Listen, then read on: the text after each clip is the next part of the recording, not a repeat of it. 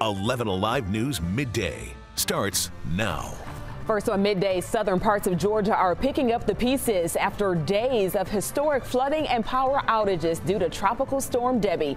How the Red Cross and Georgia Power are stepping in to help. We are about a month away from moving day for staff and all the patients at Children's Healthcare of Atlanta. We're going to take a look at how they plan to make this massive move happen all in one day. Plus, is the city of Atlanta living up to its promise to keep you safe at its bars and clubs? We take your crime concerns to the city's nightlife division. Hello and welcome to 11Alive Midday. I'm Aisha Howard. Today, Tropical Storm Debbie is making its way across the Carolinas. Meanwhile, communities in southern Georgia are still recovering from the storm. Let's take a live look at Savannah right now, where we actually don't have that live look right now, but we'll get back to it, where those floodwaters are still impacting that community. But here at home, 11Alive's Ariana Maniz just talked with Georgia Power and the American Red Cross. Ariana, tell us, where do these recovery efforts stand at this hour? Aisha, Georgia Power, they tell us that they're making tremendous progress restoring power to people in southeast Georgia impacted by Tropical Storm Debbie. And the American Red Cross says they are on the ground assisting in recovery efforts. Take a look at this video. This is new video from Brunswick and Savannah, Georgia, showing the damage and flooding left behind by Debbie with downed power poles and trees. Now, Georgia Power, they tell us that they've restored power to 120,000 people, and now under 1,000 people are still without power. Crews, they are working 24/7, including crews with Alabama Power and Mississippi Power. We spoke to Matthew Kent with Georgia Power, who says as we move into the peak of hurricane season, we can expect to see more storms like Tropical Storm Debbie, and urging Georgians to prepare themselves for the unexpected. Take a listen. Always have a plan and have a kit ready to go, with water, with food, with battery-powered fans and lights, so that they are ready just in case the power does go out. But also, if there is a storm that comes through, we want to make sure that no customers are touching down power lines. Call 911, call Georgia Power if you have a power outage, if you see any down power line. And the American Red Cross is also in the southeast part of Georgia assisting. They tell us that they're assessing the full impact of the storm, and they're ready to provide meals, shelter, water, diapers, and comfort to the most impacted communities. Now, they've deployed over 500 volunteers and staff to Savannah, including by opening 4 shelters and a 5th one planned. Now, they tell us that they're urging the community to help out with what will be a long recovery effort by really urging people to donate their money, donate their time, and most importantly, donate blood, as they're facing an emergency blood shortage. Take a listen. We're entering the peak of hurricane season. We've already seen Debbie impact blood drives and blood donation centers. The month of July alone, we saw a 25% dip in blood donations. And really, the heat this summer has had a big impact on the blood supply as well. Now, the Red Cross, they're really urging and stressing the importance of safety by telling people, make sure you don't swim, walk, or attempt to drive through floodwaters. Reporting live from the American Red Cross, I'm Ariana Maniz for 11Alive. Back to you. All right, Ariana, thank you. So let's get you straight over to meteorologist Chezzy McNeil. Chezzy, we are dealing with the heat and humidity for today. Yeah, as the storm continues to push further off to the east, over into the ocean, our temperatures are heating up here. Plenty of sunshine around. Here's a better look at the storm right now, making its way further off to the east. Eventually will make its way further off to the north and make another landfall over into South Carolina, where it will eventually head further off toward the north. For us, clear out there right now. In fact, yeah, plenty of sunshine, and that sunshine is going to help to heat those temperatures up as we head through the afternoon. Right now, well into the 80s in a lot of spots. You're at 85 degrees right now in Atlanta, 87 in Duluth, 85 Peachtree City, 83 over toward Carrollton, 86 down toward LaGrange. We're right at 80 in Blairsville, where we started out in the 60s this morning. Very comfortable start. Notice on our forecast track model, we have that northerly flow coming in. Our winds are on the lighter side. Again, as the storm continues to pull away, lighter winds around here. You'll notice a few cumulus clouds popping up a little bit later on as we head into the evening. I don't think we'll see much in the way of rainfall today, although it is about a 20% chance or less, and we'll hold on to that. Now, hot and humid really will be the story for today. We got that low rain threat out there, but it gets a little bit drier as we head into the weekend, even though our temperatures may stay right around 90 degrees. We'll be looking at the dew points coming down a little bit. We're going to explain that coming up, plus give you all the particulars on the storm and where it's headed. That's all coming up in the full forecast straight ahead. Aisha, back to you. Chelsea, thank you. And to stay up to date on the weather impacting your area, go ahead and pull out your phone, scan the QR code you see right there on your screen. The 11Alive mobile app is free, but hey, once you download it, we want to make sure you're in the know, so sign up for those weather alerts impacting your location. In just under 8 weeks, Georgia will have a brand new children's hospital. It is spectacular. The Children's Healthcare of Atlanta Arthur M. Blank Hospital is officially set to open September 29th. There are a lot of logistics in place to make sure the process goes smoothly. Liza Lucas is live for us off North Druid Hills as hospital leaders work to spread the work about and really bring us what to expect. Moving all those patients, Liza, that's a big feat. It is an undertaking, Aisha, so you can understand why hospital staff have had dress rehearsals, simulations. They are trying to think of everything and anything they can to help make this process go well. They're also going to have 1,000 staff volunteers on hand for the big day to help make this whole process better for families and patients. From the early days of construction to this. It's a really exciting moment for us at Children's Healthcare of Atlanta as we officially present Georgia's newest pediatric hospital. At 19 stories high, the new Children's Healthcare of Atlanta Arthur M. Blank Hospital is almost ready. The number of patient beds will grow from 330 to 446 when the new Arthur M. Blank Hospital replaces Children's Healthcare of Atlanta Eggleston. And the big day is finally getting closer. On September 29th, in a single day, hospital staff will handle the delicate move of more than 300 patients. Children says the emergency department at Eggleston will close as the ER at Arthur M. Blank Hospital opens. The transition will require more than 50 ambulances and air transport, and more than half a dozen police departments will also help out. Our physicians, our nurses, our therapists, our other clinicians have been involved in the design of this hospital from the very beginning. What awaits is a facility designed with families in mind, comforts that make hospital stays a little easier, spots that bring nature indoors, and 20 acres of green space, an oasis for kids undergoing treatment. It is truly a hospital designed by clinicians for their patients. And again, when it comes to the logistics, especially if you live and work nearby, Sunday, September 29th, the move is going to kick off at 7 a.m. And Children's is really asking for the public's help here, especially yielding to the ambulances that are going to be going and coming from Eggleston to Arthur M. Blank Hospital. We've got more on that route for you over at 11alive.com. Sending it back to you. All right, Liza, thank you. And to learn more about Children's Healthcare of Atlanta and check out our coverage of the new building's progress, head to 11alive.com. Just search Children's Healthcare opening there in your browser. Today, Vice President Kamala Harris and her newly announced running mate, Minnesota Governor Tim Walz, returning to the campaign trail. The duo held a rally for the first time together last night in Pennsylvania as Harris seeks to introduce voters to the new Democratic Party ticket. NBC's Bree Jackson explains how Harris came to her decision. The new Democratic ticket taking the stage in Pennsylvania. We are the underdogs in this race, but we have the momentum.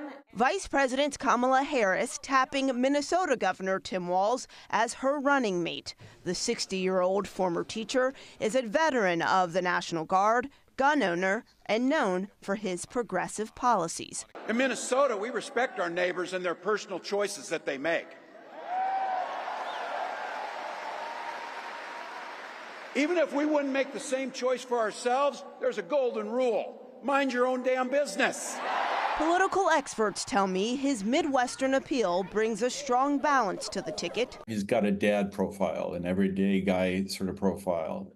That counterbalances really interestingly, nicely, Harris's cosmopolitan sort of coastal elite vibe that stands out. But according to a recent poll, many Americans say they've never heard of Walz. I have no idea who that man is, but I'm going to do research. The Trump campaign is painting a grim picture of the duo in this new ad. Kamala Harris and Tim Walz. They're failed, weak, and dangerously liberal. J.D. Vance is launching similar attacks.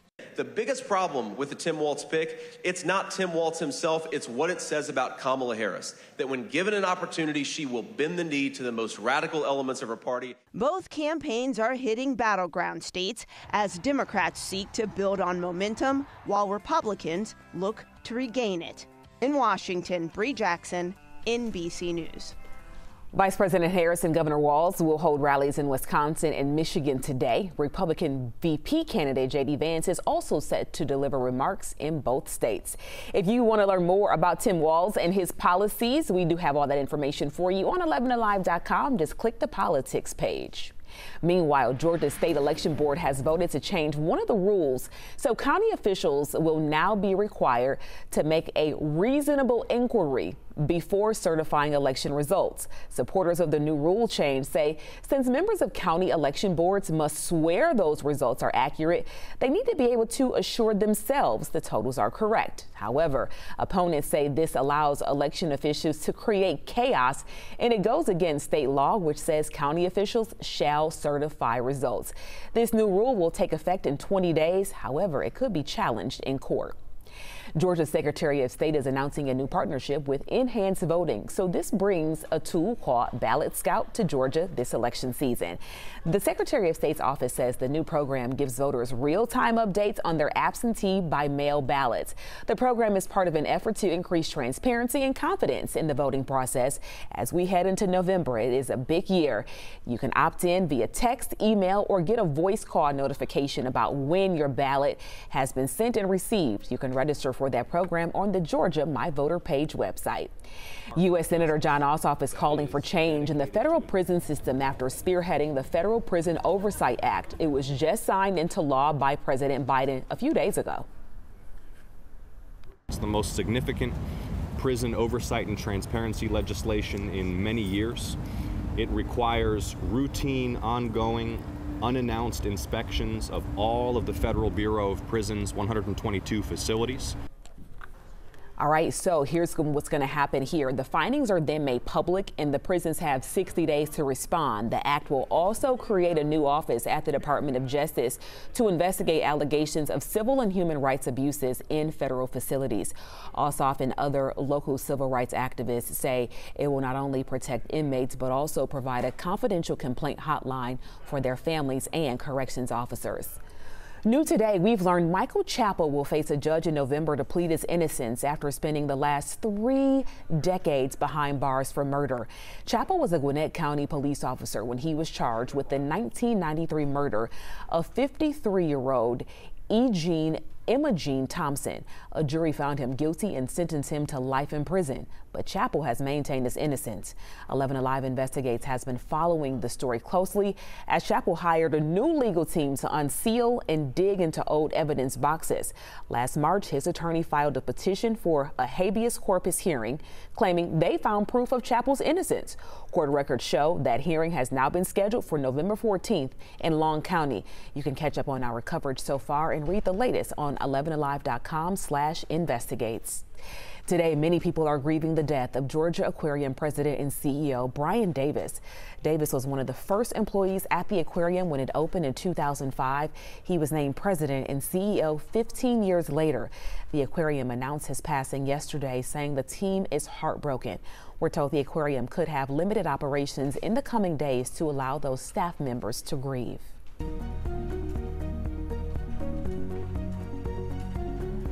We're taking a closer look at whether Atlanta's nightlife division is living up to its promise to keep people safe. We started asking questions after a mass shooting at a club, raising fresh concerns about the city's nightlife scene. I spoke with the local officials and nightlife business owners to bring you answers. Food, culture, and entertainment is what you expect to enjoy when you hit the nightlife scene in Atlanta. But in the last 2 years, crime has become a growing concern. And so how would you classify Atlanta nightlife right now? From like where it used to be? Yep. It's terrible now. DJ Jay Nix with Hot 1079 has been on the Atlanta club scene for 18 years. He's witnessed the shift firsthand and says club security isn't equal. So it's like you can feel safe, then you might not feel safe. Because the way they pat me down, because I'm part of nightlife and I'm part of the radio station, I'm part of the culture of Atlanta, they don't pat me down like they pat everybody else down. So what if I was on some crazy BS one day? There were so many shootings at bars, clubs, and lounges in 2022. Atlanta Mayor Andre Dickens created the city's first nightlife division to tackle the issue. The city added cameras and shut down several clubs with ongoing problems and offered safety training for businesses with a history of criminal activity. But after 2 people were killed in a mass shooting at 11:45 Lounge in Buckhead over Mother's Day weekend this year, the concern is rising again. I always talk to Mari about being safe and be aware of her surroundings. It never crossed my mind to give her warnings that someone might be in the club with a gun. I took those concerns to Kristen Edwards, who was appointed to manager of nightlife and culture in April. What's being done from your office to make sure that these incidents don't happen? So it's a joint effort with our office, City Council, the mayor.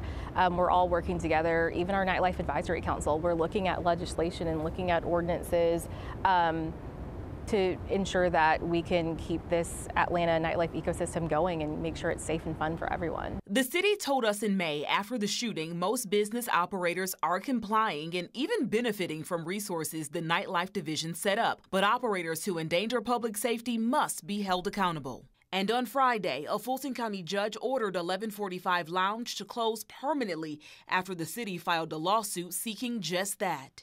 What would you say to the people who say, you know, Atlanta nightlife is just too dangerous for me to get out and enjoy? I think it's important to note that it takes everyone. So it takes the operators operating correctly. It takes every single employee looking and seeing what's going on. Richard Tang is on the Nightlife Advisory Council. He owns 3 restaurants and bars in Atlanta and just opened his latest venture, Bar Diver, on Atlanta's west side. I feel it's very isolated. You know, I don't feel like it's a citywide ordeal. You know, is there crime? Sure, but I do feel that technology has shifted, and the ability to get the knowledge out there and to know about it happens a lot quicker. While the city continues to work to strengthen the relationship with owners and operators, DJ J. Nick says he notices the efforts, but wants to make sure the owners don't put profit over people. Safety first. Like, this is your venue, this is what you put your heart. And if you treat it like that and you always think like that every time you open up your doors, you're gonna be all right. The Nightlife Council meets quarterly, so the most recent focus taught owners and operators how to use the overdose reversal medications. As people living in the Savannah area prepare to clean up after flooding there, the state is leaning on lessons learned from the past. Past flooding has really impacted our community. Areas of Metro Atlanta are still showing the scars of the devastation from 2009. 11Alive's Jerry Karn shows us an area of Cobb County that was underwater during that historic event. Sweetwater Creek travels innocently through this area of Cobb County, refusing to reveal its potential. History knows that if provoked, Sweetwater Creek can become a monster. We knew we was in trouble. Julius Dooley knows. Caprice Classic, you know. His automobile restoration shop is in a building that had to be restored after the flood of 2009, an event that swamped neighborhoods in Cobb and Douglas counties. You go down the road, there's barricades, you just got to turn around. I've seen the water come up on the side of the road, and you know you're standing in it waist deep, you know, so. Hope I don't ever get to see that again in my life. Near Sweetwater Creek, there are still empty lots with overgrown foundations, places where homes once stood. 20 inches of rain in less than 24 hours damaged more than 16,000 homes. This is the upstairs level. Some of them were in areas that at the time were considered outside of the flood zone. Compare the $500 million worth of damage done by the 2009 flood to the $750 million it cost to rebuild after the flood of 1994. Tropical Storm Alberto dumped enough rain to swamp large portions of South Georgia. 50,000 people had to flee their homes. 31 people lost their lives. The recovery from both the 94 and 2009 floods took years. FEMA updated flood zones. Cobb County rebuilt 4 dams. For people like Julius Dooley, the experience has left its mark. Everybody's trying to forget about it. In the back of our minds, we're like, what's about to happen next, you know? Sweetwater Creek may look innocent, but there are many who know of its destructive potential. Jerry Carnes, 11Alive News. And Chelsea, Jerry actually did a little more digging, and according to the National Oceanic and Atmospheric Administration, flooding has cost Georgia upwards of $2 billion since 1980. that can cause some real devastation and long term. Very long term. Flooding is a slow phenomenon. Typically, we get heavy rain, swells the banks, and then it starts to spread out. So remember 2009. Very devastating, and not because of a tropical system either. That just rains right over the area. Yeah, it was crazy. All right, so we don't have any of that today, and I have to report that. We have sunshine on the outside. Take a live look outside over toward Midtown. Looks great, as a matter of fact. Just a few high, thin clouds overhead. Plenty of sunshine is going to help to heat us right on up. It's going to be the hottest day of the week, I believe. Yeah, temperatures right around 95 degrees out there. We still have the humidity over us. So we have that tropical air mass, and so it's going to feel much hotter out there. There is a look at Debbie. Tropical storm Debbie, and picking up some strength, intensifying a bit. Winds now up to 60 miles per hour. Barely moving to the northeast at 5 miles per hour, so has some time to grow over the warm waters of the Atlantic Ocean. It is going to start to drift a little north, headed back over towards South Carolina, where it will make landfall in the weekend and then slide further off to the north. In fact, if you take a look at the latest path by the Hurricane Center, you can see where that's going to continue to slide further off to the north. We'll move overland. That's where it will weaken, but continue to slide further off to the north. You notice how it spreads out a little bit. We'll pick up some forward speed here, so that's good news for places like D.C., Richmond, Virginia, up to New York. That will drop less rain, but it's still going to have a mess up and down the eastern seaboard, especially as we head through the upcoming weekend. All right, so for us, the storm pulling away means conditions getting a little bit better. Even down in the southeast, we have offshore flow, and so the winds are a little bit lighter and the rain lighter as well. We haven't seen much around here as far as impacts. We've seen or at least felt the breezes, and today at least the clouds are going away. So plenty of sunshine around for the afternoon. We're just going to get hot. That's going to be the story for us. Temperatures in the 80s, well into the 80s in a lot of spots. 87 degrees right now in Duluth. You got 85 in Marietta.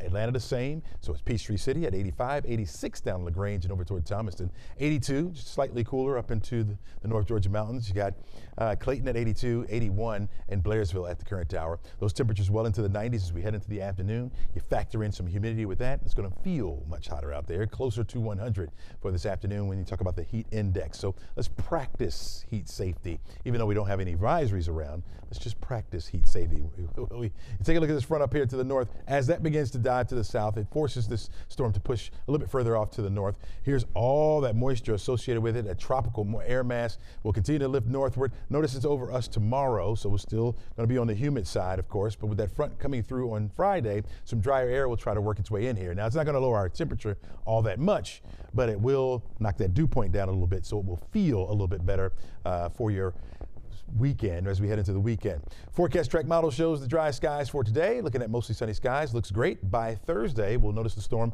continue to push to the north, gets a little bit closer. I think it'll spread a few more clouds our way. We'll call it partly sunny skies for Thursday, but I think it will remain dry. It's only a 20% chance for an isolated shower or thunderstorm. We'll have that again on Friday, and then as we head into the weekend, mostly sunny skies, temperatures right where they should be for this time of year, and with lower humidity, that'll feel mighty nice for us. Aisha? Jazzy, thank you. And to stay up to date on all the weather impacting your area, scan this QR code you see on your screen to download the free 11Alive mobile app. Once you download it, you can sign up for weather impact alerts that impact your location. These are known issues. Again, why does it take a serious tragedy, which could have been so much more serious, for change to occur? That was National Transportation Safety Board Chair Jennifer Hamdi commenting on an investigation into Boeing after a plane's door came off midair in January. You might remember that.